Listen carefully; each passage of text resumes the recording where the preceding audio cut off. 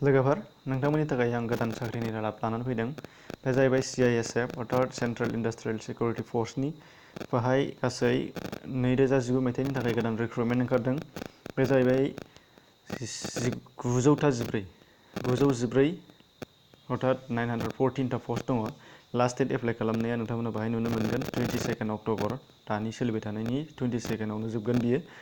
दा दिनैहाय 18 थांबायानो, नै 17 थांबायानो, ओंखायनो जोबोद गोसो हो, थाबैनो नायनो। बेनिफ्राय CISF बाहाय टटेलै नोंथांमोनहा गासैखौबो नुजोबनो मोनगोन। अपेनिं डेटआ 23, बेनिफ्राय क्लजिं डेट दङ। नोंथांमोनहा बेखौ नायना लाब्लानो जाबाय। सिगाङावनो होखादोंमोन, गोदानै आं बाहाय बानायफिननानै होफिननाय जाहैदों।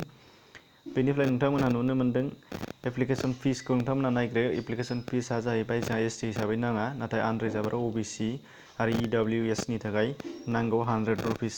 बेनिफ्राय जोंनो नाङा, ST हिसाबै जोंहा नाङा। इडुकेसनेल क्वालिफिकेसनाव दङ मेट्रिकुलेसन अर इकुइभेलेन्ट। दा बाहाय गोसो होनांगौआ जाहैबाय माखासे बिथिङाव दङ। मेट्रिक पास जाबानो जायो बे नङा। मेट्रिक पासजों लोगोसे जोंहा माखासे बेसिक थानांगोन। बे जाहैबाय वासारमेन, प्लाम्बार, पेन्टार, मालि, मासन, मेकार, इलेक्ट्रिसियान, कारपेन्टार, कुक, ओंखाम संनाय मानाय गासिबो दंजोबो आरोखि। जेरै बुट, बारबार, खानाय सिननाय थिननाय गासिबो दंजोबो। नोंथांमोनहा बेखौ नायजोबबानो जागोन, थारैनो नुजोबगोन। बेनिफ्राय matriculation or equivalent from recognized state central board, जायखिजाया बर्ड एबा इनस्टिटिउसननिफ्रायनो मेट्रिक पास जानाय जानांगोन। एज लिमिट दङ 18 निफ्राय 22 इयार्ससिम। बेनिफ्राय गभर्नमेन्ट रुल्स बायदि ST-फोरा 5 इयार्स रिलेक्सेसन मोननो हागोन होनदों। 5 बोसोर होनबा 23+5 28सिम एप्लाइ खालामनो हानाय जाहैगोन।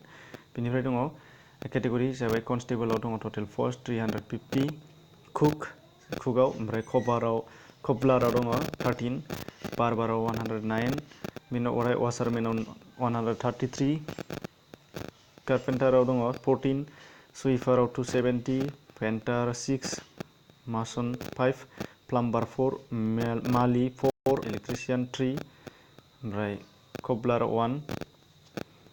बेकलग भेकेन्सिस नुयो बिसोरो, बेखौ गोसो होला। बेनिफ्राय बारबार बेखौ 2, बेखौ नायनो। बेनिफ्राय रिक्रुटमेन्टखौ माबोरै एप्लाइ खालामनांगौ बेनि सोमोन्दै डिटेल्सआ बाहाय होखानाय दङ, नोंथांमोनहा नायब्लाबो जागोन। ओमफ्राय बेनिफ्राय नैबेहाय अफिसियेल लिंक दङ। बे अफिसियेल लिंकआव नोंथांमोनहा नायनानै डिटेल एडभार्टाइजमेन्टखौ नायनो हागोन, अरिजिनेलखौ।